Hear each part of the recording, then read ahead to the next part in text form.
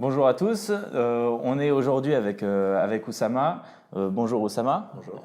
On est en mode un peu différent de ce que vous avez l'habitude de voir sur les différentes vidéos de coups d'État. Aujourd'hui, on est là pour parler des 20 erreurs qui sont les plus communes chez les entrepreneurs.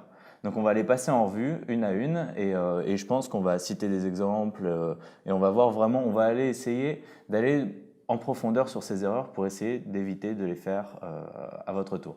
Voilà. Oussama, je te propose qu'on commence directement. Pour toi, quelle est la première erreur qui est vraiment la plus commune que tu retrouves chez les entrepreneurs que tu rencontres tous les jours? Alors, euh, l'erreur la plus commune qu'on retrouve chez les entrepreneurs, c'est d'être seul. Et je pense que c'est très compliqué de s'associer parce que ça demande beaucoup de choses qui ne sont pas naturelles. Et il y a eu un certain nombre de cours dans Coup d'État sur les questions d'association, etc. Mais dans Coup d'État, on a essayé d'expliquer comment s'associer, quelle était la bonne façon de faire, sans doute un petit peu pourquoi s'associer. Mais on n'a pas répondu à cette question fondamentale qui était pourquoi il ne faut pas être seul. Et alors, pourquoi il ne faut pas être seul Parce que être seul, c'est terriblement déprimant, c'est terriblement dur, et que si on comprend qu'en fait faire une start-up, c'est avant tout une question de morale et une question de volonté, on comprend que c'est plus simple d'être solide à deux. Mais c'est à la fois plus simple et à la fois plus dur. Et il est là le paradoxe. Le paradoxe, c'est que statistiquement, les gens seuls échouent systématiquement. Et alors, les gens adorent dire mais non, c'est pas vrai. J'ai un cousin, il a lancé une boîte, il était tout seul et ça a marché. Alors, quand on dit qu'être seul, statistiquement, ça fait échouer, ça veut simplement dire que les gens qui réussissent, c'est comme les gens qui gagnent au loto. Les gens qui gagnent au loto sont statistiquement rares. Et ben, les gens qui réussissent seuls sont statistiquement rares. La norme quand on est seul, c'est d'échouer plus rapidement que la moyenne, de ne pas vraiment donner des chances au projet. La deuxième chose, c'est que, et là est le paradoxe, c'est que la première cause de faillite des startups à The Family, ou où que ce soit sur la planète, que ce soit à Y Combinator ou dans tous les endroits qui ont l'habitude de voir beaucoup de fondateurs, tout le monde sait que la cause principale d'échec des projets, c'est les disputes entre fondateurs. Voilà, les gens disent, mais ok, alors être seul, on échoue, mais la façon la plus commune d'échouer, c'est d'être avec la mauvaise personne. Et alors oui, parce qu'en fait, il est là le premier challenge d'un entrepreneur, c'est de réussir à faire rêver les gens. Si on est seul, ça veut dire qu'à un moment, on n'a pas réussi à convaincre ne serait-ce qu'un ami à venir tenter l'aventure avec soi. Comment on peut prétendre qu'on va réussir à convaincre le monde si on n'arrive pas à convaincre un ami? La deuxième chose, sur ces questions d'être seul, ce qu'on ne veut pas admettre et qui est pourtant horrible à regarder comme réalité, c'est que les gens seuls sont des gens qui ont toujours un gros problème de confiance en eux et dans les autres. En eux parce qu'ils ils sont emprisonnés dans leur solitude et dans le fait que c'est compliqué d'avoir quelqu'un, je ne sais pas si c'est la bonne, etc. Et puis dans les autres parce que s'associer avec quelqu'un, bah, c'est se mettre en danger et que c'est comme être dans un couple, etc. Et alors, je pense que l'analogie avec le couple est la bonne. C'est un peu comme prendre la décision de faire un enfant avec quelqu'un, ou genre de décision de vie, se marier, je sais pas quoi, acheter une maison, ça doit même être pire qu'un enfant. Euh, Ce genre de décision suppose à un moment qu'on fasse confiance. Alors il y a des gens, ils mettent 10 ans à accorder leur confiance. Il y a des gens, ils mettent 6 mois à accorder leur confiance. Et il y a une étude statistique, moi, qui me fascine. Aux États-Unis, on a regardé combien de temps les gens mettaient à se marier et faire un enfant, et combien de temps leur couple durait. Et plus ils font un enfant rapidement, et plus ils se marient ou quelque chose rapidement, plus longtemps ils sont mariés, et moins le taux de divorce est fort. Et c'est très contre-intuitif. Ouais. Parce qu'on pourrait croire qu'en fait, il faut vachement bien vérifier la personne, il faut avoir une période d'essai longue. Mais les périodes d'essai dans la vie, c'est comme dans l'entrepreneuriat, ça n'existe pas. Moi, je pense que les gens qui mettent très longtemps à décider qui est leur amoureux, qui est la femme de leur vie, l'homme de leur vie, sont en fait des gens qui ont un profond manque de confiance ou ou qui n'admettent pas qu'ils n'ont pas trouvé la bonne personne. Et donc, ils préfèrent être avec la mauvaise personne qu'être seul. Et ça, c'est une caractéristique assez commune des gens qu'on observe tous. Et plutôt qu'être seul et donc d'être en disposition de trouver quelqu'un. Et c'est pour ça que la recherche d'associés, c'est un peu la même chose. Si on n'a pas trouvé l'associé, il vaut mieux commencer seul.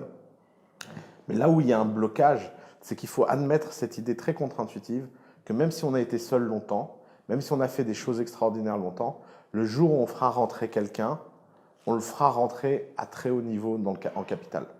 Moi, je vois des exemples qui me gonflent. C'est des gens qui ont travaillé un an et demi. Ils tombent sur la perle rêvée quand on leur dit est-ce que c'est le bon cofondateur? Ah oui, il est génial. Ok. Est-ce que tu as envie de travailler avec lui pendant les 10 prochaines années? Ah mais oui, il n'y a que lui qui comprend qui je suis aussi profondément. Ok, tu lui donnes combien? Bah là, j'envisage de lui donner entre 1 et 2% de la boîte. Parce que tu comprends, c'est moi qui ai eu l'idée. Tu comprends, ça fait un an que je travaille. Tu comprends, j'ai pas de clients, mais ça avance quoi. Et en fait, là, ça s'effondre parce qu'ils proposent ça aux gens. Et là c'est la déception. C'est un peu comme, je ne sais pas si vous avez vu ce film Crazy Stupid Love, où il y a cette scène incroyable où le type, elle croit qu'elle va être demandée en mariage, et le type lui offre un stage. Il dit, mais je croyais que tu allais me demander un mariage. Ah, mais tu comprends, pour ça, il faut que je réfléchisse. Et la fille lui dit, réfléchir sur moi. Et c'est la même chose. C'est que d'un seul coup, le type se dit, mais tu fais quoi? Tu as des doutes sur moi? Bon, bah, je me barre. Ouais. Et alors, évidemment que quand on donne beaucoup de parts à quelqu'un, il faut se protéger. Mais il ne faut pas se protéger a priori, il faut se protéger a posteriori. Et pour ça, il y a un mécanisme juridique qui s'appelle le vesting. Et on mettra un lien sur les mécanismes de vesting, on mettra des ressources dédiées dans la section ressources. Mais le vesting, c'est tout bête. C'est que si les gens partent avant une certaine date et décident de quitter le navire avant 3 ans, 4 ans, 5 ans, ça dépend de la taille de vesting, ils perdent les actions qu'ils ont acquises. Et c'est ça la bonne façon de se protéger, c'est qu'il faut donner tout de suite. Et ça, c'est vrai pour tout le monde. C'est vrai pour les salariés, pour les fondateurs. Pour faire une petite analogie, c'est la même chose qu'avec les salaires. Il faut toujours payer les gens à la hauteur de ce qu'on leur donne s'ils nous disaient « j'ai une contre-offre ailleurs ». Si quand quelqu'un vient vous voir et vous dit « j'ai une meilleure offre de salaire ailleurs » et que vous l'augmentez, c'est que vous l'avez sous-payé à un niveau que vous pouviez le payer avant. C'est pas la même chose qu'une augmentation dans le temps, parce que ça marche évidemment. Mais ce que je veux dire, c'est qu'il faut être très fair avec les gens, il faut donner ce que vous êtes prêt à donner, et si ce que vous êtes prêt à donner n'est pas suffisant, bah, vous n'aurez pas les meilleurs. Et donc être très ouvert sur ces questions d'association, c'est très important, parce que être seul, c'est une voie vers l'échec. Ça ne veut pas dire qu'il ne faut pas commencer, ça veut dire qu'il ne faut pas perdre du temps, ça ne veut pas dire qu'il ne faut pas avancer. Et alors, dernier point là-dessus, qu'on ne fasse pas 1 heure là-dessus, ces histoires de cofondateurs, c'est exactement la même histoire que les couples. Par définition, il ne faut pas avoir peur de faire plusieurs projets et plusieurs échecs. Moi, je peux le dire, comme ça sera enregistré, j'ai eu les pires cofondateurs de ma vie dans mon histoire. Et c'est ce qui m'a permis de voir à quel point Alice et Nicolas dans The Family étaient exceptionnels. Ouais. C'est aussi comme ça qu'on voit le contraste. C'est quand on a connu les pires horreurs et les pires cons qu'on se dit « Ah, mais en fait, non, mais ça existe. C'était pas forcé que ce soit comme ça. » Et comment ça s'est passé du coup le temps avec Alice et Nicolas pour vous rendre compte qu'au final vous étiez des beaux cofondateurs et que vous aviez décidé de vous associer? C'est une histoire un peu marrante parce que moi, quand j'ai rencontré Alice, j'ai pas eu un coup de foudre immédiat. Ouais. Je me suis dit mais c'est qui cette folle au sens strict. Et dès le deuxième rendez-vous, je me suis dit mais elle est extraordinaire. Il y a eu un switch. Puis, en quelques semaines, il y a eu un certain nombre de situations de vie où je me suis rendu compte qu'elle avait tout ce que j'adorais. Elle était très courageuse, elle avait les qualités que j'appréciais chez les gens. Elle était franche, elle était directe, elle était énergique, elle était vraiment singulière et extraordinaire. Et je lui ai proposé qu'on fasse quelque chose, ça a pris 90 jours. Et on s'est associés à part égale et on l'a fait tout de suite. Et alors, ce qui est très intéressant sur le cas d'Alice, c'est qu'on l'oublie souvent, à l'époque, faire The Family, pour tout le monde, c'était une connerie. C'était partir avec un inconnu, faire quelque chose de nouveau, alors qu'elle avait passé 3 ans à bâtir quelque chose que tout le monde connaissait et dans lequel le président de la République venait faire des visites. Donc aujourd'hui, avoir fait The Family paraît être le truc à faire, qu'il fallait faire et tout, mais je me souviens, je ne dirais pas son nom, mais d'un PDG très important de la place qui l'a regardé et qui lui a dit « Ah ouais, tu pars faire The Family ». Vous devez avoir un financement privé incroyable. Et Alice qui lui dit bah non, on n'a pas encore commencé à chercher des investisseurs. Ah bon, mais alors tu dois avoir un plan de business model secret. Bah non, je ne sais pas comment on va gagner de l'argent. Et je dis mais t'es folle.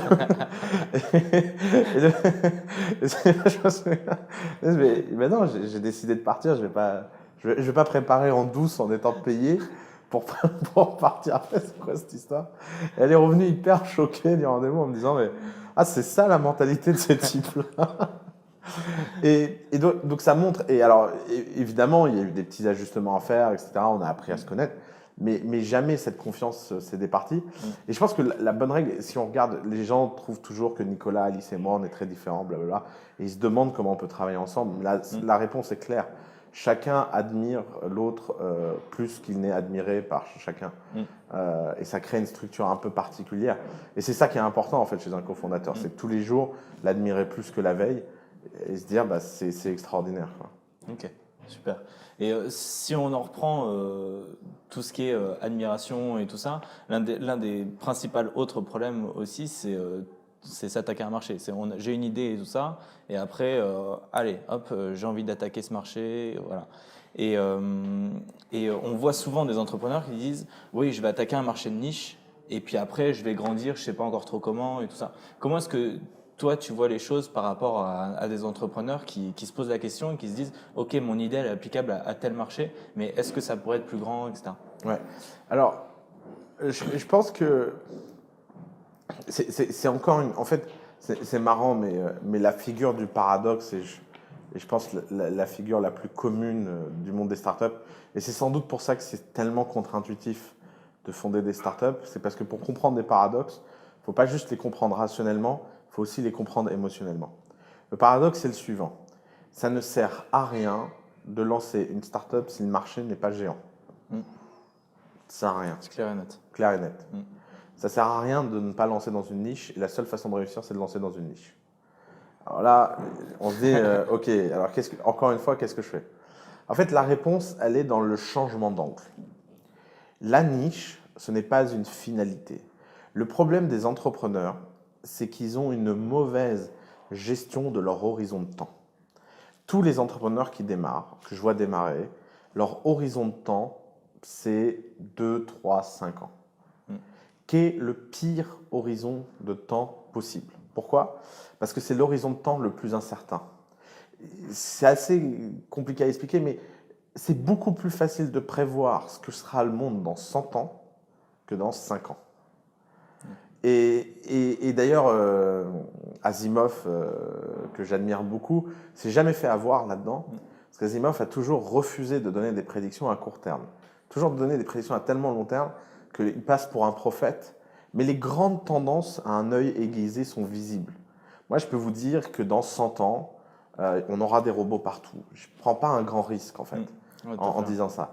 Maintenant, si je vous dis, dans 5 ans, Google aura gagné avec les Google Cars, j'ai 4 chances sur 5 de passer pour un ahuri dans 5 ans. Et peut-être une chance sur 5 d'avoir juste. Donc c'est ça, en fait, le truc, c'est qu'il faut changer d'angle. Il faut se donner comme horizon de temps, je pense, pas plus que la semaine. Je vais pas être hyper radical, mais un entrepreneur au début doit se dire, qu'est-ce que cette semaine, je veux achieve?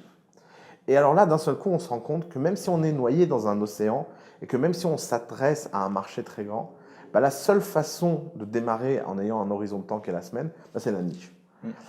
Et la question de comment on sort de cette niche et on passe à plus grand est en fait une question qui n'est pas dans cet horizon de temps, puisque c'est impossible dans cet horizon de temps de passer d'une niche à plus grand. Donc il faut simplement se dire, je vais conquérir cette niche.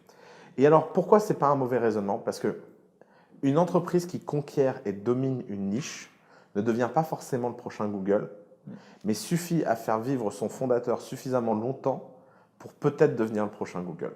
Et il est là l'enjeu. L'enjeu, c'est que quand Microsoft a démarré, ils programmaient les ordinateurs Atari ou Altair en BASIC ou en assembleur. Et c'était ça le métier de Microsoft. Et ils ont fait ça pendant 8 ans et ils ont peut-être gagné entre 800 000 $ et 1,5 million $ par an. Mais ça suffisait à payer les quelques salaires, leur bureau pourri, etc. Et puis un jour, ils ont fini dans un bureau d'IBM et ils ont vendu un système d'exploitation qu'ils n'avaient pas. Et c'est parce qu'ils ont vendu ce système d'exploitation qu'ils n'avaient pas qu'ils ont changé de dimension. Et c'est pour ça qu'il faut comprendre qu'une startup a 2 phases. Toutes les startups ont 2 phases dans leur vie. Elles ont avant le product market fit, après le product market fit. Qu'est-ce que c'est le product market fit? C'est le fait d'un moment donné avoir la certitude que voilà l'équation automatique qui écrit mon marché. Je vends A à telle population à un prix P en acquérant les utilisateurs au travers de D. Le jour où on peut écrire cette équation, dans ce cas-là, on est dans le product market fit, on peut lever des milliards, on peut aller à toute vitesse, et il s'agit de conquérir ce marché géant. Mais pour écrire cette équation, la façon la plus simple de le faire, c'est de se limiter l'espace pour avoir un retour de marché le plus rapide possible. Parce que nager au hasard dans l'océan, on finit forcément par se perdre. Alors que si on a une cible très précise et qu'on a juste une baleine à chasser quelque part, à l'échelle de l'océan, une baleine est une niche, eh ben on y arrive. Et l'erreur que font les entrepreneurs, c'est de croire que la taille de marché est une question compliquée. Par exemple, quand il y a quelques années, il y avait une entreprise ici qui faisait comment expliquer ça ? Non, pas du soutien scolaire, c'était plus, ça faisait du transcript vidéo. Donc, ça transformait le vidéo en SEO, etc. Et ils voulaient vendre, en fait, c'était ce que YouTube faisait, ils voulaient le vendre à toutes les autres plateformes comme Techno qui étaient des YouTube Live. Et alors, là, le problème, c'est que c'est plus une niche, c'est moins qu'une niche. Pourquoi ? Parce que de sortir de ça et en faire un vrai marché, c'est très dur. Et l'exemple parfait que je leur ai donné, c'est que je leur ai dit, OK, mettons-nous au tableau et supposons que vous arriviez à vendre votre logiciel $1 million par an. Ce qui est énorme, $1 million par an. Je vous l'accorde, vous êtes géniaux, vous allez réussir à avoir des contrats comme ça. Maintenant, prenons la liste de tous les concurrents de YouTube. Classons-les par chiffre d'affaires. Il y en a 21. OK. Le 21, le $1 million par an représente 1/100 de ses revenus. Le 21e, ça représentait tous ses revenus. Donc ça veut dire que le marché max, c'était les 12 ou 10 challengers. Et encore, ça faisait plusieurs pourcents de leur chiffre d'affaires annuel pour une techno qui est un nice to have.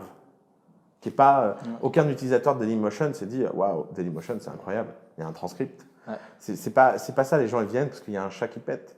Et donc, la différence entre ça et le nice to have montrait qu'en fait, c'est même plus une niche. Le marché juste n'existe pas. Et c'est peut-être ça le sujet avec ce problème de niche, c'est que quand on dit niche aux gens, les gens entendent quelque chose, c'est la niche du chien, quoi. Ouais. C'est le truc tout petit. Mais c'est pas ça une niche. Une niche, c'est un marché, un segment de clients bien défini. D'ailleurs, la version américaine de ça, c'est de dire qu'il y a un marché total, le TAM, le Total Addressable Market. Et en fait, à l'intérieur de ça, il y a un SAM, Serviceable Addressable Market, et tout au milieu, il y a la Target. Et j'aime bien cette idée de Target. Ouais. C'est de dire, dans ce grand cercle, je vais choisir un petit cercle parce que c'est là où je vais viser et c'est là où je vais voir s'il y a du répondant ou pas. Ça. Donc au final, c'est vraiment, au lieu de penser en niche, il faut vraiment penser en segment. Exactement. Et en se disant, OK, je vais aller viser ce segment que j'ai ultra bien défini et je vais passer mon temps à aller l'interviewer, à aller le comprendre, à aller connaître ses habitudes pour pouvoir l'adresser au final. Exactement. OK, super. Et c'est une des autres erreurs aussi qu'on peut retrouver communes chez les entrepreneurs, c'est justement de penser de segment en segment et rencontrer beaucoup de monde, beaucoup de ses clients. Ça peut aussi donner énormément de nouvelles idées à appliquer et au final se perdre. Et ça, j'aimerais bien avoir ton avis sur ce point de vue-là et comment est-ce qu'on peut rester vraiment focus sur son idée tout en ayant un foisonnement d'idées derrière. Alors, c'est une question très intéressante parce que c'est marrant, on va faire un paradoxe à chaque réponse. Le plus grand ennemi de l'entrepreneur, c'est le feedback et un entrepreneur qui n'écoute pas son marché, qui ne prend pas de feedback, est un entrepreneur mort. Alors, c'est un peu comme quand on mange quelque chose. Si on mange quelques fraises, c'est plutôt bon. Si on mange une bassine de fraises, on est malade. Et là, la question, le feedback, c'est ce qui doit permettre de savoir si on a raison ou tort. Mais ce n'est pas le feedback qui vous dira quoi faire. Parce que les gens, fondamentalement, ne savent pas quoi faire. Quand on demande à un type qui possède une Porsche, qu'est-ce qu'il a besoin dans sa voiture, il répond toujours la même chose. Ah, c'est génial comme voiture, mais si j'avais un peu plus de place pour les jambes, si le siège était un peu plus confortable, si j'étais un peu moins bas. Et en fait, le mec vient de te fabriquer une Volvo. Et si tu lui faisais ça, il n'achèterait jamais le prix d'une Porsche. Ouais. Et parce que les gens ne payent pas une Volvo le prix d'une Porsche. Donc, Le feedback, finalement, il est là, il est comme un phare au loin, en fait. Il est là pour donner la direction et savoir est-ce qu'on est en train de naviguer dans le bon sens. Mais si on est sensible à l'opinion des autres et qu'on n'a pas de conviction par rapport à ce qu'on fait, bah, ça ne fonctionne pas. Alors là où il faut être très fort, c'est qu'il faut d'abord classer le feedback en 3 catégories. Il faut classer le feedback qui est dans sa cible et exclure tous les autres feedbacks. C'est-à-dire, il faut apprendre à ne pas écouter, ou du moins savoir le faire poliment, mais sans rien enregistrer, les gens qui ne sont pas dans la cible. Je peux donner mon cas à The Family. Je pense que ma boulangère croit savoir ce que je dois faire avec The Family.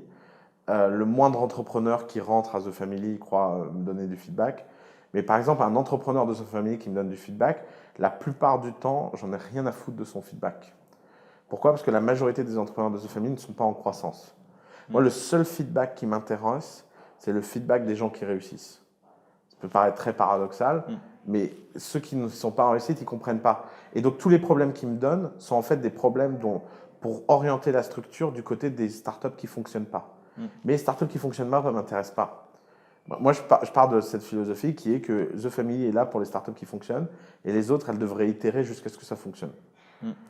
Et donc, je pourrais être là quand un type dit « Ah, je suis mal accompagné, je ne vois pas assez souvent les partenaires, il est où mon soutien psychologique ?»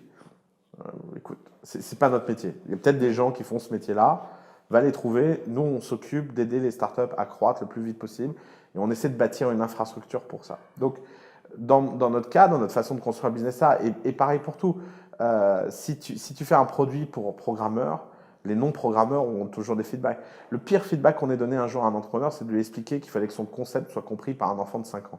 Ça, c'est des phrases très marketing qu'on aime bien dire dans la presse. Ou par sa grand-mère. Ou par sa grand-mère. C'est complètement con. Si l'enfant de 5 ans ou la grand-mère n'achète pas, ça ne sert à rien. Non, il faut être compris en moins de 5 secondes par la personne qui est capable d'acheter. Et le troisième type de feedback que moi j'adore, c'est le feedback data. Le feedback data, c'est quoi? C'est le fait que quand on fait quelque chose, on regarde tout de suite si ça vend ou si ça ne vend pas. Alors quand c'est gratuit, est-ce que les gens utilisent ou est-ce que les gens n'utilisent pas?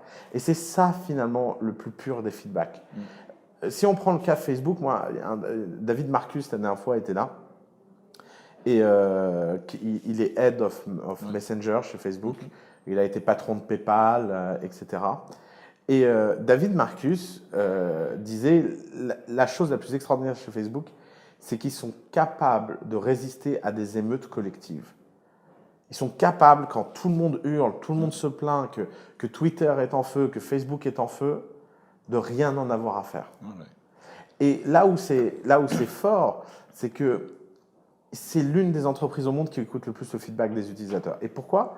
Parce que ce qui les intéresse, eux, c'est l'usage. Ils te forcent à installer Messenger, tu le fais, tu n'es pas content, tu râles. Ils n'en ont rien à faire si derrière tu utilises Messenger. Si à l'inverse, par exemple, il y a une histoire très célèbre, le chat Facebook. À un moment, tout le monde a hurlé parce que ça ne leur plaisait pas. Pourquoi ils ont changé? Ils ont changé non pas parce que les gens hurlaient, ils ont changé parce que plus personne n'utilisait le chat. Et c'est là où il faut réussir à objectiviser le feedback et à l'absorber de la façon la plus objective possible. Ok. Et quelle est la limite justement entre le feedback et l'obstination? Parce qu'il y a un moment donné, il faut bien se rendre à l'évidence, soit mon marché n'est pas assez grand, soit mon idée n'est pas assez bonne, enfin, soit mon produit n'est pas assez bon pour concurrencer ça. C'est une très, très bonne question. Avant, elles étaient pourries, mais celle-là, elle est bien. Le feedback et la question de l'obstination, c'est qu'en fait, soit une startup fonctionne tout de suite, soit elle ne fonctionne jamais. Et ça, c'est sans doute le feedback le plus dur à prendre et qui vient de quelqu'un qui voit 400 startups par an, qu'on accompagne 200 et qui envoie une vingtaine réussir. C'est « success is obvious ». C'est une des phrases que je répète le plus souvent. Je l'ai dit plein de fois dans Coup d'État. Et les gens, souvent, quand ils réussissent, ils viennent me voir et me disent « Ah putain, t'avais raison, c'est incroyable ». La différence que le succès a comme goût par rapport à l'échec. Est-ce que ça veut dire que success est immédiat? Non. Mais si vous lancez quelque chose et que vous n'avez pas de l'attraction, que vous n'avez pas de la croissance, ça peut être des tout petits chiffres, mais de la croissance. Si vous n'avez pas le sentiment que tous les jours, il y a plus que la veille, c'est tout simplement que ce que vous êtes en train de faire n'intéresse personne et il faut recommencer à zéro. D'accord. Et du coup, il faut définir ces critères de succès ou c'est des critères qui sont assez globaux? Le critère de succès, il est simple. Il faut prendre l'usage le plus en aval et voir s'il est en croissance ou pas. Par exemple, si on a un réseau social, il ne faut pas regarder le nombre de gens qui s'inscrivent. C'est pas intéressant. Il faut regarder combien de gens l'utilisent tous les jours. Si on a un site de e-commerce, il ne faut pas voir combien on a de visites, mais combien de gens achètent de produits. Et le chiffre d'affaires qu'on fait. Et en fait, si tous les mois on ne constate pas qu'il y a une croissance et que c'est mieux, ça veut tout simplement dire que ça ne marchera jamais. Ça ne veut pas dire que ça peut mettre du temps à devenir significatif.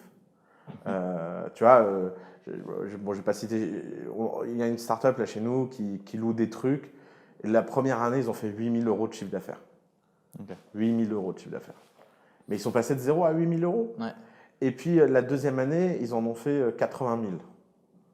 Et là, la troisième année, ils en font 1 million. Alors, effectivement, on aurait préféré de passer de 0 à 1 million en un an. Mais il n'empêche, il y a de la croissance, il n'y a pas de raison. Ça veut simplement dire, il y a deux choses. Être dans la croissance ou pas être dans la croissance. Si on n'est pas dans la croissance, il faut arrêter. Et une fois qu'on est dans la croissance, la question, c'est comment accélérer cette croissance. Et finalement, la différence, une bonne idée, c'est une idée en croissance. Une mauvaise idée, c'est une idée qui n'a pas de croissance. Et à l'intérieur du monde des bonnes idées, il y a les gens qui exécutent bien et il y a les gens qui exécutent mal. Si je reprends mon exemple du type qui loue des trucs et qui va faire 1 million cette année, je pense que si son exécution était meilleure et s'il y a 3 ans, il savait tout ce qu'il sait aujourd'hui, il l'aurait fait en 1 an, son million. C'est sûr. C'était simplement… Et donc, comme c'est sa première boîte, il a mis 3 ans à apprendre ça, il a mis 3 ans. C'est la vie, il n'y a pas de… C'est pas le sujet en fait. Le sujet, c'est qu'effectivement, des gens exécutent mieux que d'autres, mais personne n'arrive à exécuter sur une idée qui n'a pas de marché et qui n'a pas de croissance. Donc, no team beat market. Et c'est aussi bête que ça, en fait. Oui, tout à fait. Et sur l'exécution et sur la croissance, on ne peut jamais tout faire tout seul. Et je pense qu'une des erreurs majeures, c'est engager des gens qui ne sont pas forcément bons. Enfin, quand on n'a pas l'habitude d'engager des gens, on a peur de se tromper, etc. Et je pense que c'est une des erreurs qui est très souvent faite. Toi, quel conseil tu donnes à tes entrepreneurs pour justement arriver à les conseiller, à recruter des bonnes personnes et à savoir dénicher au final ces bonnes personnes? Ouais. Alors, c'est intéressant parce que un entrepreneur ne devrait jamais embaucher quelqu'un de moins bon que lui. Jamais. C'est une règle de base, elle est simple. C'est que si tu embauches quelqu'un qui, par définition, tu as l'impression qu'il est moins bon que toi, vaut mieux pas l'embaucher et faire soi-même. Donc, ça, c'est la première chose. La deuxième chose, il ne faut jamais embaucher quelqu'un dont tu n'as pas au moins fait le boulot pendant une semaine. Bonne règle de base. Parce que, en fait, quand on embauche quelqu'un dont on n'a jamais fait le boulot, on se fait arnaquer. Ce que j'appelle l'effet chaman. T'as un type, il va dans la forêt, il bouffe des baies, il a plus mal au ventre. Il rentre, il y a un type qui lui dit « Ah, j'ai mal au ventre. » Ouais, va bouffer les baies, machin. Il revient, il dit « Putain, t'as des pouvoirs magiques. » Et là, c'est la naissance du chamanisme. Oui, j'ai des pouvoirs magiques. Et boum, j'ai pris le pouvoir dans le village. Parce que je sais quelque chose que tu ne sais pas. Et tout le monde a la tentation du chaman. Tout le monde, c'est humain en fait. Et donc, quand quelqu'un est en interview, il se rend compte que le type en face ne connaît rien, tu tombes sur le pipoteur qui va se mettre en toi. Donc, simplement faire mal le boulot pendant une semaine ou un mois, le type ne peut pas pipoter parce qu'on sait ce qu'il faut faire. Il suffit de le faire à 60% pour embaucher quelqu'un qui le fait mieux. Et on saura ce que ça veut dire mieux. Parce que si on l'a fait pendant une semaine, on a vu sa performance et on peut voir, on peut comparer rationnellement. La dernière chose, c'est que ces histoires d'embauche sont des histoires marrantes. Je ne sais pas pourquoi les gens sont tellement obsédés par embaucher des gens, comme si c'était des boîtes à papa et qu'elles avaient 30 ans et qu'il fallait de la stabilité. Et il y a cette expression américaine que j'adore, c'est « vaut mieux louer de l'or qu'acheter de l'argent ». Et quand même des gens de talent disponibles, en freelance, hyper expérimentés, il y en a beaucoup. Moi, j'ai vu très souvent le cas, par exemple, on a des gens dans notre réseau as a family, on a des CTO on demand, des CFO on demand, etc. On a une boîte, ils ont pris un CFO stagiaire en interne qui était en charge des BP, des modèles, etc. parce qu'ils avaient des problématiques de BFR, de besoins en fonds de roulement assez propres. Ils ont pris un stagiaire qui sortait Sciences Po, Master Finance, qui donc n'avait jamais travaillé de sa vie.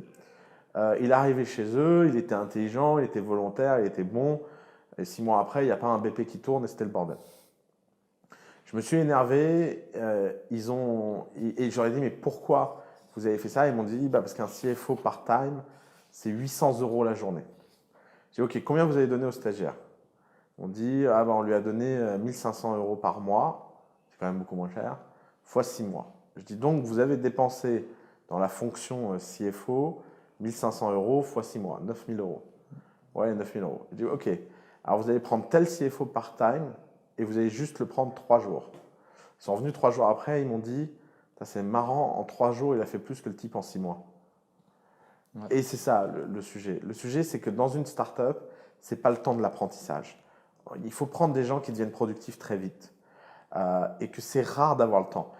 Pour avoir le temps, il faut déjà être une vingtaine d'employés, avoir des mentors internes, avoir des gens qui peuvent mettre les gens en process. Quand vous êtes quelques-uns, vaut mieux prendre un ingénieur qui produit 5 jours et payer une rack, mais avoir un truc fini et pouvoir exiger de la qualité parce qu'on a payé le vrai prix, plutôt que ne pas payer le vrai prix et de ne pas pouvoir exiger de qualité. Ce qu'on paye, on le possède. C'est ce que les gens oublient et c'est ce que les entrepreneurs oublient. Et elle est là le secret du recrutement. Le secret du recrutement, c'est qu'il n'y a pas de secret. Il faut bien payer les gens, il faut être fair et donc en échange, exiger beaucoup. Et si les gens ne sont pas à la hauteur, c'est qu'on s'est trompé. On vire, on comprend le pattern par lequel on s'est trompé et on ne recommence pas. D'accord. Et du coup, là, tu parlais justement d'exécution rapide. Comment est-ce qu'on fait pour exécuter rapidement, par exemple pour le lancement d'un produit ou pour le lancement de sa startup? Qu'est-ce que tu produis comme conseil sur j'attends que ça soit parfait comme produit, j'ai pas eu encore assez de feedback. Il y en a beaucoup qui se cachent derrière ces excuses-là, de dire ça fait très peu de temps quand même que je travaille sur mon idée, j'ai encore besoin de temps. Est-ce qu'il faut leur mettre un coup de pied au cul en leur disant si tu vends pas ton truc, c'est que ça sert à rien et du coup vends ton truc, ou plutôt construis ton produit et va voir des clients après? Encore une fois, c'est une question d'horizon de temps. Ouais. Si on se dit que tout doit avoir lieu en une semaine, par définition, la réponse est simple. Il faut fabriquer, vendre, etc. Et qu'en fait, c'est le problème de la culture des checklists. C'est pour ça que je suis pas copain avec le Lean Startup à cause de ça. Ouais. Parce que je pense que le Lean Startup, c'est pas de leur faute, mais c'est comme ça que les gens l'ont pris. Ils ont pris ça en checklist. Grand 1, je fais mon produit. Grand 2, je vais parler à 10 clients pour tester mon MVP. Grand 3, grâce à ma market discovery, j'ai découvert que... Et en fait, les gens n'ont pas compris qu'en fait, tout ça n'était que des cycles. Il faut vendre à chaque instant, il faut coder à chaque instant, il faut faire son produit à chaque instant. Et il faut donc avoir des routines journalières. Il faut tous les jours faire un peu de tout ça pour avancer, en fait. Séparer les fonctions, etc. Alors après, il ne faut pas être con. Il y a des sujets où il y a besoin de technicité, il y en a où il n'y en a pas besoin, mais souvent, les gens se racontent des excuses. Par exemple, hier, on avait une boîte dans la santé. Ça fait 1 an et demi qu'ils travaillent. Ils ont produit un PowerPoint en 1 an et demi. Alors, ils ont parlé à tout le monde. Ils ont rencontré l'élite, les médecins. Tout le monde leur a dit que c'était génial et ils ont produit un PowerPoint. Je leur ai dit, mais je ne comprends pas pourquoi vous ne lancez pas demain votre produit. Ah ben non, là, on a 1 an de développement. Ils voulaient sortir la bêta de leur produit en janvier prochain. Et je leur ai fabriqué leur produit en 15 minutes. Ça m'a pris 15 minutes de fabriquer leur produit. J'ai pris une feuille Excel et j'ai mis leur produit dans une feuille Excel avec une macro VBA. 15 minutes, ça a pris. Ouais. Et je leur ai dit, maintenant, vous sortez et vous distribuez ça. Et sauf qu'eux, ils vont se dire, mais non, c'est pas possible. Les gens ne vont pas utiliser un Excel. Et ce qu'ils ne comprennent pas, c'est que la plus grande force de l'entrepreneur, c'est la frustration des gens. Une boîte qui foire, c'est quoi? C'est une boîte où les gens disent « Ah ouais, c'est un Excel, c'est pas tout à fait ce que je cherchais, je ne peux pas l'utiliser. » Ça, c'est une boîte foirée. Une boîte réussie, c'est une boîte dans laquelle tout le monde remplit tous les jours l'Excel, parce que le problème est suffisamment grave pour que les gens le fassent. Et tous les jours, ils se disent « Ah, c'est chiant, faut ouvrir la case, ah, je ne peux pas faire ça, ah, c'est vraiment nul parce que truc, ah, ce serait tellement bien d'avoir une app. » Mais tous les jours, ils remplissent la feuille Excel. Ça, c'est une boîte qui a réussi. Parce que cette frustration va être l'énergie pour à chaque fois que tu apportes quelque chose, tu vas changer de dimension. Et en fait, les gens croient aux excuses des gens. Quand les gens leur disent « je ne l'ai pas rempli parce que c'était une feuille Excel », ils y croient. Ouais. Non, quand on a un problème, on remplit même une feuille Excel. C'est juste que, bon, ça nous fait chier, quoi. C'est pas, et c'est ça, en fait, le sujet. Ouais. Ok. Et face à des entrepreneurs qui disent vraiment c'est trop tôt, il y a quand même des choses où, enfin, il y a quand même des entrepreneurs qui se disent ok, moi je le lance demain. On le voit pas trop en France, mais on le voit quand même dans d'autres pays. Je pense dans des pays où c'est plus une culture de doer et ils disent ok, on y va. Est-ce qu'il y a des moments où c'est quand même trop tôt de lancer? Alors, c'est jamais trop tôt d'être sur le marché, D'accord. mais ça peut être trop tôt de lancer. Ok. Et c'est en fait, elle est peut-être là la subtilité. Lancer, ça veut dire quoi? Lancer, ça veut dire se comporter comme si on était une multinationale. Convoquer la presse, parler à tout le monde, mettre une campagne, acheter un stand dans un événement, etc. Ouais. Les startups, ça ne lance pas. Les startups, elles ont découvert qu'elles ont lancé par hasard. Ouais. C'est vraiment. C'est le sujet. Et lancer trop tôt, au sens où on fait du boom et on le fait de façon organisée et structurée, alors qu'on n'était pas prêt, bah ça, c'est une vraie erreur. D'accord. Ça, c'est une erreur fatale. Parce que remonter une excitation et une déception de ce type-là, c'est très dur. Qui est très différente de la déception organique. Je suis arrivé sur un produit parce que quelqu'un m'a invité, je ne suis pas content, j'en parle. Et d'ailleurs, ça invite d'autres gens sur le produit parce que j'en ai parlé sur Twitter, je n'étais pas content. Déception organique, ça c'est très très bon. Mais la déception structurelle, du type tout ça pour ça, ouais. Alors là, pour remonter cette image-là, c'est très dur. Donc il faut faire très attention avec ces histoires de lancement. Être sur le marché, il n'y a pas besoin de lancer. Il faut juste être sur le marché. Il faut dire, bon, allez, je vais prendre les gens autour de moi et je vais essayer de vendre. Lancer, c'est encore une autre affaire. D'ailleurs, les bons lancements pour les startups, c'est quand elles sont déjà archi matures et qu'elles veulent simplement se rappeler à la tête des gens. Ouais. Parce que ça y est, c'est plus the sexy thing in town. Nous, on a le cas récemment d'une startup qui a levé pas mal d'argent, qui disait il faut que je fasse quelque chose pour me rappeler aux gens parce que maintenant tout le monde est en mode ah oui, oh, c'est connu ça. Dans cette industrie où les gens cherchent toujours le nouveau, ça peut être utile de se rappeler aux gens et de lancer. D'accord, ok. Et sur ce côté se lancer, sur ce côté ok, on va aller, je sais pas, développer une app ou faire ce genre de choses, tu as quand même besoin de fonds. Et tu as quand même besoin de fonds, enfin, en fonction du projet forcément. Mais la plupart des entrepreneurs, nous qu'on a sur Coup d'État, qui viennent poser des questions sur la plateforme, posent des questions de ah bah toi tu penses que ça coûterait combien, je sais pas, pour un dev, pour un graphiste, etc. Et en fait, la problématique qui est au final plus générale, c'est bah, combien de fonds tu as besoin pour ton projet. Et est-ce que je vais aller chercher juste 100 000 euros pour pouvoir survivre quelques mois, ou est-ce que je dis ok, j'ai de l'ambition et je vais aller chercher 1 million même si ça me prend 6 mois. Comment est-ce que tu abordes les choses sur cette question-là? Alors, je l'aborde avec un arbre logique. D'accord. L'arbre logique, c'est est-ce que je peux lever des fonds ou pas? Ouais. Oui, non. Alors derrière le oui, il y a plein de conditions très compliquées. Derrière le non, il y a plein de raisons très simples.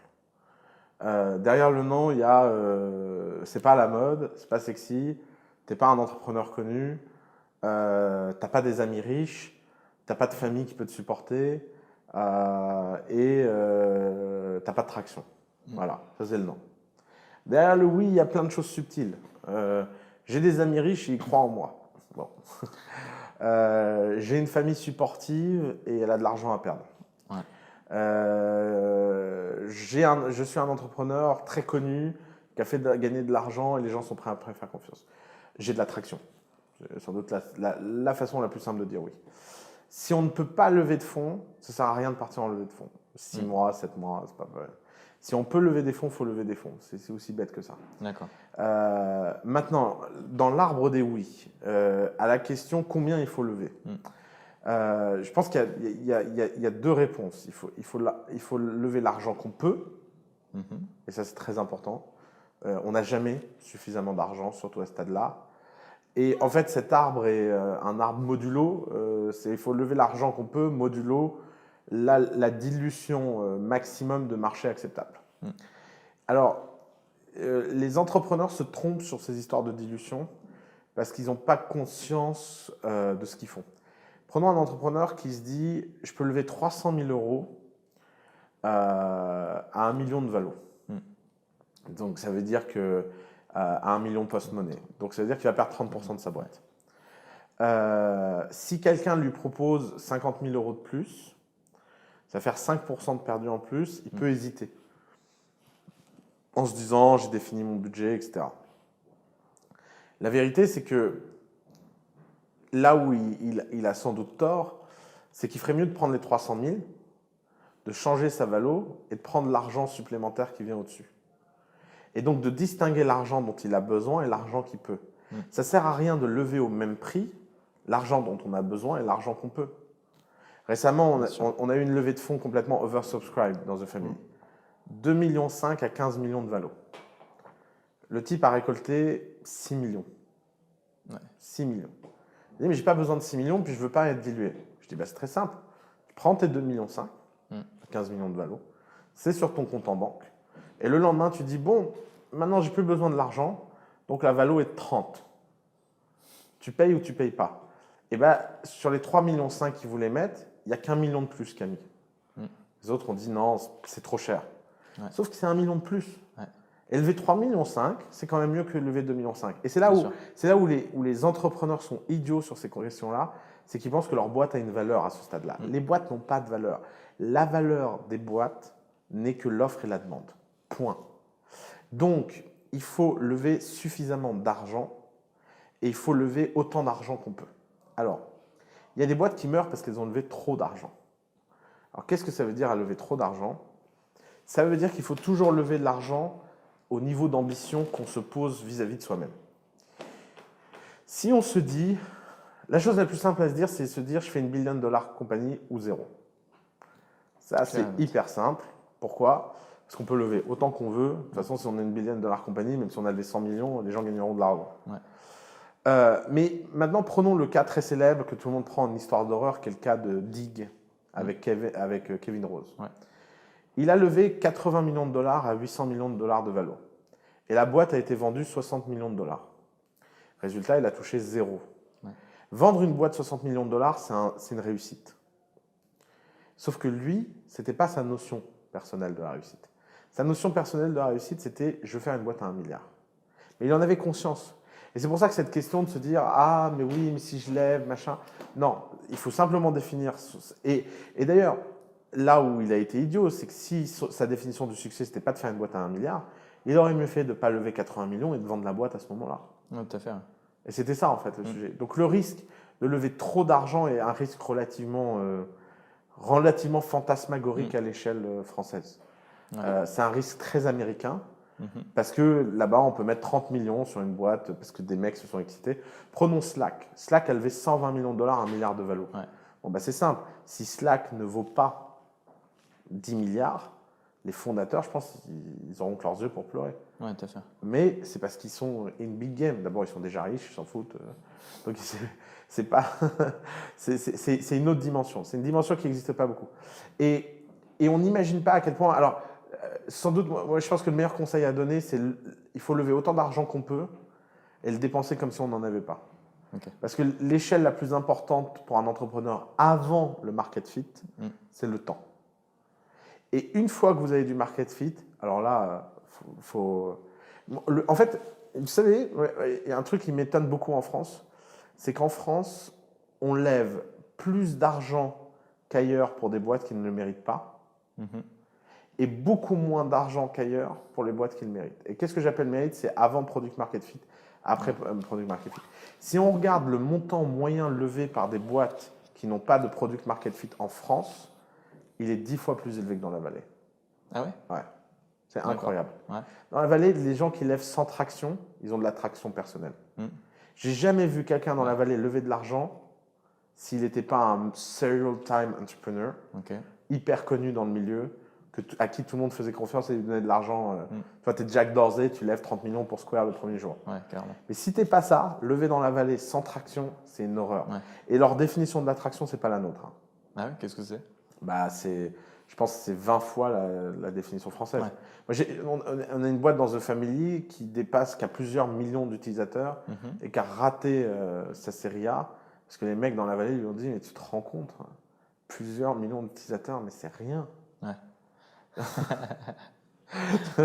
Alors qu'ici, on serait excité. Alors ici, on serait excité. Ouais. Et c'est un autre rapport au truc. C'est pour ça que c'est d'ailleurs un grand drame en fait de l'écosystème français, c'est que tout le monde reçoit à peu près la même somme. Ouais. On n'a pas de grande catalyse parce qu'en France, dans la vallée, quand une boîte lève 200 millions, c'est parce que 20 investisseurs ont mis 10 millions. En France, quand il y a un investisseur qui met 10 millions, les 19 autres disent j'y vais pas, il y a déjà machin qui le fait. Ouais. Donc, pourquoi? Parce que là-bas, ils cherchent les gagnants et les unicornes. Nous, on cherche à faire des bonnes affaires et des bons ratios. C'est pas la même logique. Ouais, carrément. Et du coup, là, tu parles vraiment de la levée dans la vallée par rapport à la levée en France. Et il y a beaucoup d'entrepreneurs qui se posent la question, au final, est-ce que c'est pas mieux d'aller construire sa boîte directement aux États-Unis et dans la vallée, plus particulièrement, parce que l'accès au capital est plus simple, je vais pouvoir recruter des ingénieurs qui sont drivés vraiment par d'attraction et on y va, et tout ça, et de l'equity. Et même si au final son marché n'est pas forcément dans la vallée, est-ce que tu conseilles aux gens de dire ok bah vas-y parce que ce sera beaucoup plus simple pour toi, ta vie sera beaucoup plus simple, ou est-ce que tu dis bah non, votre marché il est où, il est en Sibérie, bah allez en Sibérie et allez conquérir ce marché en Sibérie. Alors oui, et d'ailleurs si ton marché est en Sibérie, à mon avis, il vaut mieux être sibérien pour aller l'attaquer. Okay. Cette question du déménagement aux États-Unis, il y a une grande incompréhension de ce que ça veut dire. Grande incompréhension parce que ça veut dire 3 à 5 ans de galère et ça veut dire beaucoup d'emmerdes. Alors, il y a la voie royale. Il y a la voie royale, c'est je me fais accepter à Y Combinator. Techstar l'est beaucoup moins. YC à part. Il y a YC le reste en fait. YC qui est vraiment le gros accélérateur. Qui est the accélérateur, qui a inventé le modèle de accélérateur. Voilà. Bon. Je rejoins YC, c'est une chose, très bien. Là, tout est accéléré. Mais il y aura un problème qui ne sera pas accéléré, c'est le problème du visa. On a des boîtes chez nous qui ont été prêtes à YC, qui ont levé des millions aux États-Unis. Elles ont mis 1 an et demi à 2 ans à régler le problème du visa. C'est une grosse question, le visa. C'est une grosse question, c'est pas évident, c'est pas facile, etc. Est-ce que leur vie est infiniment plus simple qu'ici? Oui, parce qu'elles ont réussi. Et alors, c'est ça le grand sujet. Le grand sujet, c'est que je pense que pour un entrepreneur français, the bullish case, c'est de se dire, avant le product market fit, je le fais en France. Et sans doute parce qu'il y a plus d'argent qu'ailleurs pour cette phase-là. Et post-product market fit, je le fais aux US. Et que donc, si je suis vraiment très sérieux à propos de ça, je vais créer ma boîte dès le début aux États-Unis. Je vais me structurer pour avoir l'air américain. Je vais travailler dur en France. Je vais m'isoler. Je vais me concentrer sur le produit. Je vais vendre à distance. Je vais faire en sorte de choper mon product market fit. Et ensuite, je vais aller scaler dans l'infrastructure du scale qui est la vallée. On peut raconter ce qu'on veut sur l'investissement en France, l'entrepreneuriat en France, etc. On est à des années-lumière de ce qu'ils sont capables de faire dans cette infrastructure qui est la vallée. Maintenant, il y a un problème qui est ailleurs. Le problème qui est ailleurs, qui est que dans la vallée, on ne peut produire qu'un certain type de société. C'est comme ça, il y a un biais. Il y a un biais culturel, il y a un biais truc. Et donc, je pense qu'il y a des opportunités énormes à bâtir ailleurs. Et il y a une deuxième question, il y a tous les gens qui ne supportent pas vivre là-bas. Et des gens de talent qui ne supportent pas vivre dans la vallée, il y en a plein. Donc la question, c'est pourquoi ne pas créer une vallée à Paris, à Londres, à Berlin, à machin? Pour la simple raison que si on essaye de créer une copie de la vallée, ça ne marchera jamais. Mais si on se dit, on va faire des boîtes d'un nouveau genre qui sont uniques et qui s'appuient sur ce qui est solide dans l'écosystème dans lequel tu es, tu peux faire des choses extraordinaires. Moi, je trouve que la vie aux États-Unis est affreuse. On mange mal, tu invites les gens à dîner, ils partent à 20h. Tout ça, c'est complètement irrationnel. Moi, ça me gonfle. Ils ne savent pas être romantiques et amoureux, ils datent. J'ai jamais rien compris au date. Tu suives les 3 jours. Les 3 jours, machin. Non, mais tu vois, quand on est profondément français, comme quand on Ouais. s'appelle Oussama, euh, franchement, on se dit, mais c'est une autre planète. Ouais. Donc, c'est la première choix qu'il faut faire dans sa vie, c'est où on a envie de vivre. Une fois qu'on a choisi ça, ça détermine qu'est-ce qu'on peut faire et qu'est-ce qu'on ne peut pas faire. Et une fois qu'on a compris ce qu'on peut faire et ce qu'on ne peut pas faire, il n'y a aucune raison de ne pas bâtir une billion-dollar compagnie. Et de plus en plus. Ouais. Je veux dire, de plus en plus, l'accès au talent, au capital. Et quand on fait une boîte qui est product market fit, l'argent, il vient. C'est pas, Criteo est un bon exemple de ça. Mm. Ouais, au final, Personne il n'y a pas à s'est se poser dit, la bonne personne s'est dit Criteo est français, je ne vais pas mettre d'argent. Ouais, tout à Non, c'est juste qu'ils gagnaient déjà, je ne sais pas combien de millions de dollars par an. Les mecs se sont dit, oui, c'est en hyper croissance, on le fait, quoi. Ouais, carrément. Et au final, ce sont des fausses questions. C'est ça. Faut pas aller là-dessus. C'est des questions de vie, c'est pas Ouais. des questions de business. C'est Ouais, ça le sujet. Parce que au final, quand tu es entrepreneur, tu vis quand même une vie ultra stressante et où tu as besoin de décompresser qui est quand même fou. Ouais, bien sûr. Et du coup, cette problématique-là, elle est ultra importante de Exactement. vivre où tu as envie de vivre et pas là où tu peux Exactement. monter ta boîte, quoi. Ok, d'accord. Et ça, justement, au final, tu as répondu sur une partie de la question, mais l'autre partie de la question qui est sur la rencontre avec le marché, avec les utilisateurs. Ouais. Est-ce que vivre délocalisé de tes utilisateurs et ton segment d'utilisateurs, c'est quelque chose qui est faisable? Et après, là, je rebondirai sur une seconde question qui est le problème aussi, parce que là tu as répondu juste à une seule partie de la question, c'est est-ce que je peux quand même construire mon produit quand je suis délocalisé par rapport à mon segment? Et comment est-ce que j'évalue bien le fait que je connais bien mes utilisateurs? Il y a toujours cette problématique de ouais, il faut que tu saches ce qu'ils font dès qu'ils se lèvent, il faut que tu saches qu'est-ce qu'ils mangent le matin, quand est-ce qu'ils vont, combien de fois ils vont aux toilettes par jour, enfin voilà, plein de choses comme ça. Toi, quel est ton avis? Jusqu'où on doit connaître son utilisateur et son segment cible? Je pense qu'il faut distinguer deux choses.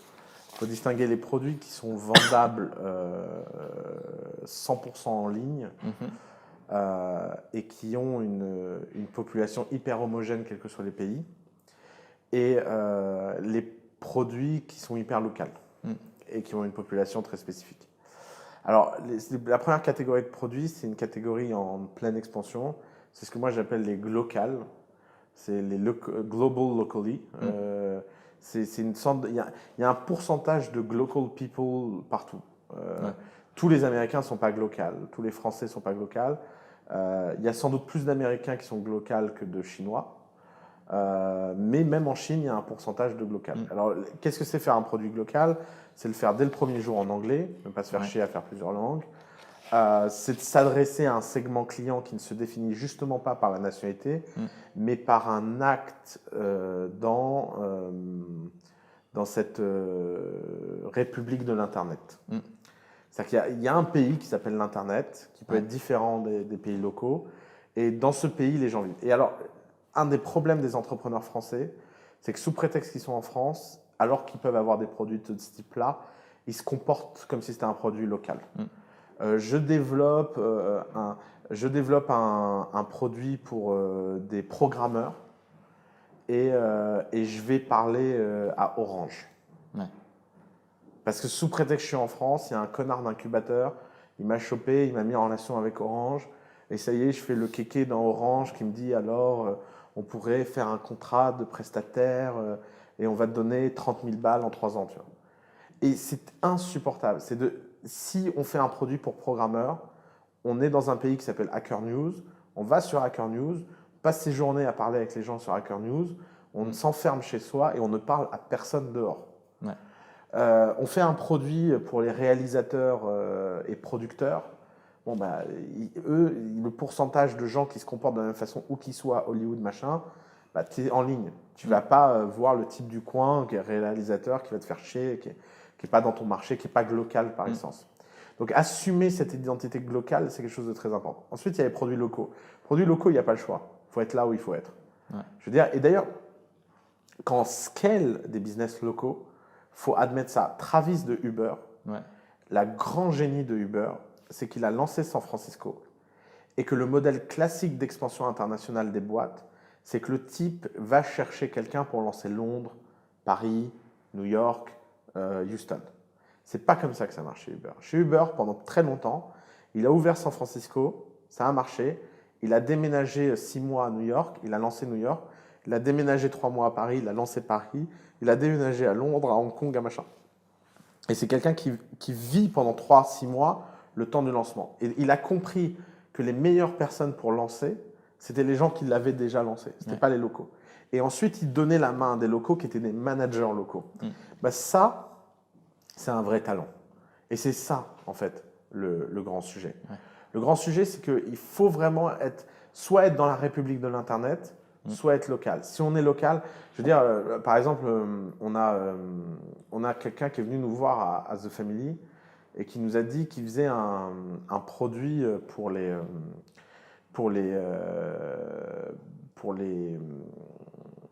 un produit de nettoyage qui était très américain. D'accord. Alors, je ne peux pas expliquer plus. C'est un mauvais exemple, mais tant pis, je vais assumer. La seule chose qu'on lui a dit et répété toute la journée, c'est déménage aux États-Unis. Qu'est-ce que tu nous emmerdes? Si tu n'as pas envie de vivre aux États-Unis, fais pas un produit pour les Américains. Enfin, c'est pas. Il n'y a pas de secret là-dedans. Par contre, on peut par exemple, l'exemple Sparrow est un exemple incroyable.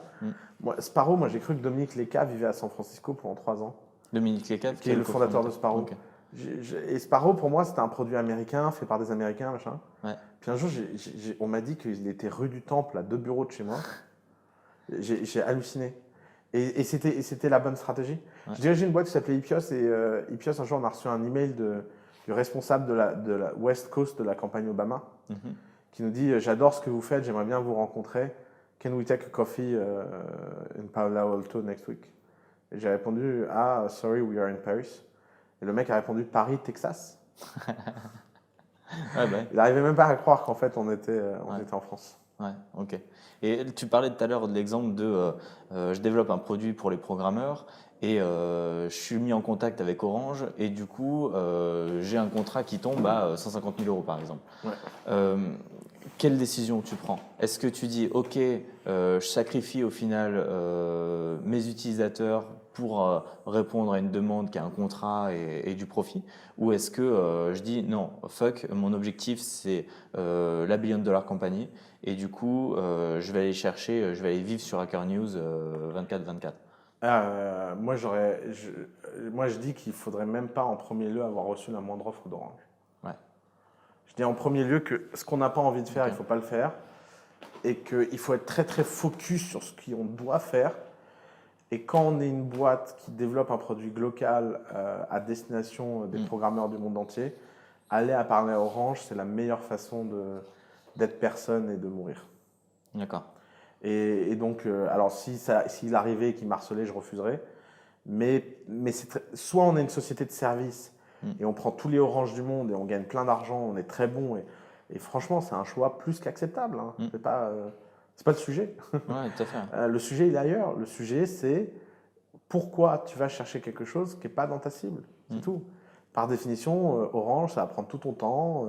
Tu vas parler aux achats, tu vas rentrer dans une logique insupportable. Et donc, tu ne devrais même pas avoir d'opportunité de ce côté-là. Ok. Et là-dessus, vraiment, c'est vraiment tes utilisateurs. Et derrière, c'est pas du tout. Enfin, la question, elle est quand même assez radicale. Imagine, tu es un entrepreneur, ça fait 8 mois que tu galères, tu arrives à la fin de ton chômage et tout ça. Et là, tu as un contrat de 150 000 € qui arrive et tu te dis, qu'est-ce que je fais? Si tu es dans ce genre de produit SaaS et que 1 an après ou 12 mois après, tu n'as toujours pas réussi à être amène profitable, à gagner suffisamment d'argent pour que l'argent ne soit plus un problème, c'est que tu ferais mieux de faire autre chose en fait. Tu ferais mieux juste d'assumer et d'aller faire autre chose. Parce que si au bout d'1 an, tu n'as pas réussi à bâtir l'attraction qu'il fallait pour que les gens achètent suffisamment en ligne et de façon autonome et dans ton produit et dans ta cible, c'est juste que personne n'achètera jamais. C'est pas... et dans ce cas-là, va prendre un boulot chez Orange, ne prends même pas le contrat Orange en fait. Carrément. Sauf si tu as envie de fonder une SS2I et que ton avenir est d'accumuler les contrats Orange du monde. C'est tout à fait acceptable en fait. Ok. Et il y a une autre problématique sur ces thématiques au final d'argent et de lever. Imagine, on est en seed, tu as un ou deux business angels qui commencent à mettre de l'argent parce que ça te permet de survivre un peu plus longtemps. Comment est-ce que tu gères ces relations également? Est-ce que, parce qu'on voit souvent des gens qui disent, bon bah alors j'ai eu un super business angel, il a de l'expérience, c'est un mec qui a déjà entrepris, qui vient de revendre sa boîte. Et là, il a envie de s'investir dans ma boîte à un niveau où bah, je lui ai donné des parts, ok, en fonction de la valo, etc. Mais là, il commence à être un peu trop, genre un peu trop demandeur. Comment tu réagis? Est-ce que faut les virer, faut pas les virer? Alors, déjà, l'investissement, c'est un mariage sans divorce, donc on ne peut pas les virer. Donc il y a des choses assez fondamentales à comprendre sur la gestion des relations investisseurs, et c'est vraiment l'une des causes de faillite des startups, c'est la mauvaise relation investisseur. Donc, que l'investisseur soit le bon ou pas, c'est plus un problème, il a investi. Maintenant, il y a trois choses qui comptent: la transparence, la gestion des rapports de force et la fairness. La transparence, parce qu'il faut tout leur dire, ce qui va pas, et il faut prendre une forme de communication suffisamment régulière, transparente et forte pour développer quelque chose qui aille dans ce sens-là. Okay. Et qui crée du confort et les gens se disent c'est bon. La deuxième chose, c'est qu'il faut absolument, et ça c'est plus qu'essentiel, comprendre que le rapport de force, c'est pas parce que la personne a mis de l'argent qu'il a le moindre droit sur l'avenir de la boîte. Il faut écouter, il faut prendre note, mais quand on n'est pas d'accord, on n'est pas d'accord et on passe à autre chose. Okay. C'est pas la peine de rentrer dans un débat, et il faut surtout jamais les mettre dans une position. Moi, je suis contre les advisory boards, etc. Parce que je suis contre le fait de donner du pouvoir aux gens. Okay. Il faut écouter les gens, il faut prendre ce qu'il y a à prendre, il faut prendre l'expérience, mais il faut jamais leur donner le sentiment qu'ils ont leur mot à dire. Il faut toujours qu'ils sentent que c'est un privilège, et ça, il faut être très ferme. Ce qui ne veut pas dire être un enfoiré. Ce qui veut simplement dire leur faire comprendre que c'est ta boîte, c'est comme ça. Et on a des boîtes ici extraordinaires à ça. Voilà, je veux faire ça, je le fais, point. C'est pas. Ça. Mais être transparent, expliquer pourquoi, prendre le temps de donner les arguments, prendre le temps d'écouter les arguments, et une fois que la décision est prise, on arrête, quoi. Et la troisième chose, c'est vraiment le fait que il faut à un moment donné comprendre qu'en fait, les investisseurs, ils ont pris un risque. Ce risque est limité. Le rapport de force n'est pas le même. Toi, c'est toute ta vie en tant qu'entrepreneur. Lui, c'est un chèque parmi d'autres. Mais que la meilleure chose qu'on puisse faire, c'est d'être fair avec eux. Et c'est pour ça que, par exemple, moi, j'ai une culture de l'investisseur. Je ne discute jamais les valos et je fais toujours en sorte de dire des valos en dessous du marché. J'ai toujours, depuis que j'ai compris comment il fallait faire, levé de l'argent en dessous de la valeur réelle à laquelle je pouvais lever. Okay. Par contre, résultat, je leur ai fait faire un cadeau. Je leur ai fait faire une affaire. Résultat, ils savent qu'ils me sont redevables et ils savent qu'ils sont là pour m'aider et que ce n'est pas moi qui est là pour les écouter ou sur des livrets, etc. Et ça, en fait, c'est très très fort. Et les entrepreneurs ont tort. Les entrepreneurs ont tort de ne pas vouloir rendre riches leurs investisseurs. D'ailleurs, c'est un truc que j'ai appris dans Godfather. J'ai eu une révélation en regardant Godfather. Dans le Godfather 2. Le parrain 2. Ouais, le parrain 2. Il y a cette scène incroyable où le type lui dit: mais est-ce que vous savez pourquoi the Jew is so respected? Et il dit non. Il dit parce qu'il a rendu tous ses associés très très riches. Et effectivement, pour un investisseur, la chose la plus importante au monde, c'est combien de pourcents il va avoir dans ta boîte en échange de l'argent qu'il te donne. Alors je ne dis pas qu'il faut brader les boîtes, mais si par exemple, moi j'ai vu des discussions, j'ai vu un type dire: je veux mettre 15 000 € en échange de 3%. Et l'entrepreneur dit: non, ce sera 15 000 € en échange de 2. Et l'investisseur dit: non, ce sera 3, c'est comme ça. Mais déjà, in the first place, essayer de gagner 1%, il faut être ahuri. Ça ne change rien. Si le type avait dit, et ils ont passé 3 mois à négocier, la boîte a fait faillite pendant les 3 mois de négociation. Donc, si en first place, il avait dit: ok, tu veux que 3% pour 15 000, bon, moi j'aurais préféré 2, mais c'est raisonnable, faisons-le. Et donc, tu prends les 2%, les 3%, et tu commences à travailler dès maintenant. Et c'est quand même très différent que de perdre son temps à négocier, parce que négocier, il n'y a pas de valeur. Alors que lui faire un cadeau et lui faire sentir que, bon, toi, tu ne voyais pas ça comme ça, mais ok, tu veux bien lui rendre ce service-là. Bah, d'un seul coup, ça aligne l'investisseur avec toi. Et ça le met dans une énergie hyper positive. Ces discussions de valo, de pourcent, de machin. Par exemple, à The Family, on prend un prix fixe dans les boîtes. J'ai remarqué un truc. Ouais. On a un tableau Excel où on note si les gens ont discuté ou pas, le pourcentage, s'ils ont été durs à convaincre ou pas. On s'est rendu compte que tous les gens qui avaient discuté le pourcentage ont foiré. Ah ouais? Tous. Tous. C'est drôle. Ouais. Et ça montre en fait tout simplement que. Alors, ça ne veut pas dire qu'ils ne sont pas renseignés sur pourquoi ce pourcentage, comment ça marche, machin. C'est pas ça que j'appelle discuter. Discuter, c'est nous dire je vais réfléchir, je vais en parler à des gens, ils essaient de nous faire une contre-offre, ils essaient de négocier, etc. Ouais. Tous ces gens-là ont raté. Il n'y en a pas un qui a réussi. Et je vois très bien pourquoi. Parce que ces gens-là, ils n'ont pas leur focus et leur énergie au bon endroit. Ok. C'est la différence entre les gens qui disent « Ok, top, là, on commence à bosser maintenant. Vas-y, allez, délivre sur ce que je viens de te donner. Et les gens qui disent « Alors, combien tu vas me donner? Mais qu'est-ce que tu vas m'apporter ?» etc. Et notamment, c'est cette différence mentale extraordinaire entre les gens qui disent « Mais tu vas me facturer A. Qu'est-ce que tu vas faire en échange de A ?» Et les gens qui disent « Ok, tu me factures A, je peux te dire que ça… Ok. Alors, je paye, mais tu vas voir comment moi, je vais te faire bosser. Et c'est eux qui prennent le fouet et ils y vont, tu vois. Et c'est les meilleurs entrepreneurs de The Family. Les meilleurs entrepreneurs de The Family, ce n'est pas les entrepreneurs qui se demandent ce que The Family peut faire pour eux. C'est les entrepreneurs qui demandent à The Family de faire des choses. Ils disent fais ça, je veux ci, je veux ça. Tu vois. Et c'est ça, en fait, qui fait très bons entrepreneurs. Un des points aussi qui est ultra important, c'est le truc de ok, ça fait, je sais pas, ça fait 6 mois que je suis en train de travailler sur mon produit. Et ça me saoule, quoi, de faire, je sais pas, de faire de la prospection, ce genre de trucs. Vraiment, les choses qui disent, putain, ça m'énerve, mais il faut que je le fasse. Qu'est-ce que tu vois sur… C'est un peu de la motivation aussi. Qu'est-ce que tu vois par rapport à ça pour tes fondateurs? Alors, on est très inégal sur ce sujet. Ouais. Et d'ailleurs, on a un indice tout bête, c'est est-ce qu'on faisait ses devoirs à l'école ou pas. Il y a des gens à l'école, on leur dit il faut faire A, ils font A. Il y a des gens, on leur dit il faut faire A parce que ça les fait chier, ils le font jamais. Alors, le sujet pour un entrepreneur, c'est que d'abord, c'est toujours dans les 10 ou 20% de choses qu'il aime le moins que se situent les 80 ou 90% de valeur.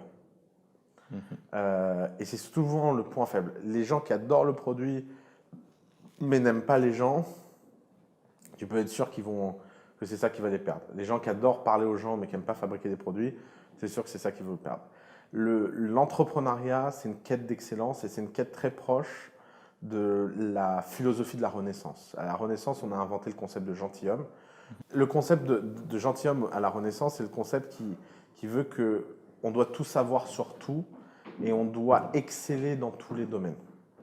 Et ça, en fait, c'est une quête que tout entrepreneur doit avoir, qui est que quel que soit le point de départ en termes de compétences d'un entrepreneur, il doit absolument compléter la panoplie totale de ce qu'il doit faire. Et pour ça, il doit faire des efforts très forts. Le problème, c'est que les entrepreneurs ont tendance à faire des choses qui ne sont pas du travail et à confondre l'utile et l'agréable.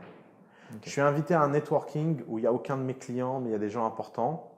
C'est agréable, c'est pas utile. Est-ce que ça veut dire qu'il ne faut jamais faire de choses agréables? Non. Moi, je prends des vacances. J'adore les vacances. Mais je sais ce que c'est des vacances.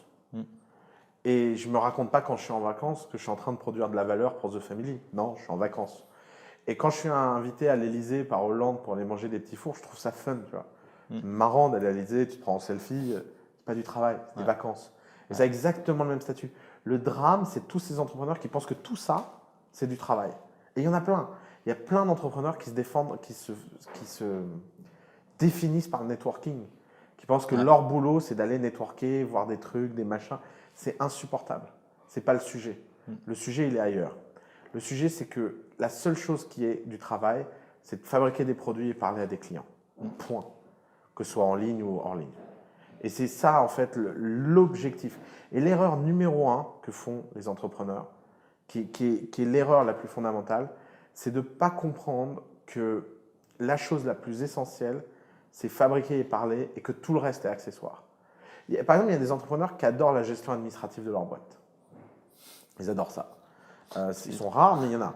Alors, ils ont une compta au carré, ils ont des process incroyables, machin. Ouais. Ça fait pas une boîte. Ouais, c'est sûr. C'est pas ça une startup. Ça, c'est une bonne entreprise. Ils peuvent aller diriger. Pourquoi ils ne deviennent pas DAF d'une PME? Ils gagneront mieux leur vie, ils seront plus heureux, ils auront des papiers à classer toute la journée et ils seront bien. Mais pourquoi? Parce que c'est croire qu'on fait du travail parce qu'on a l'illusion de travailler. Mais ce n'est pas du travail. Le travail dans une startup et l'effort au bon endroit, c'est le fait de faire des choses qui apportent de la valeur et changent la valeur de la startup. Et ça, il n'y a rien d'autre que le produit et l'attraction. Tout le reste, c'est accessoire. Ok, super. Merci Merci Joris. beaucoup. C'était super intéressant et j'espère que ça va aider nos entrepreneurs. N'hésitez pas à poser des questions en dessous de la vidéo. Sinon, c'est directement sur coupdeta@thefamily.co. Et puis, à très vite.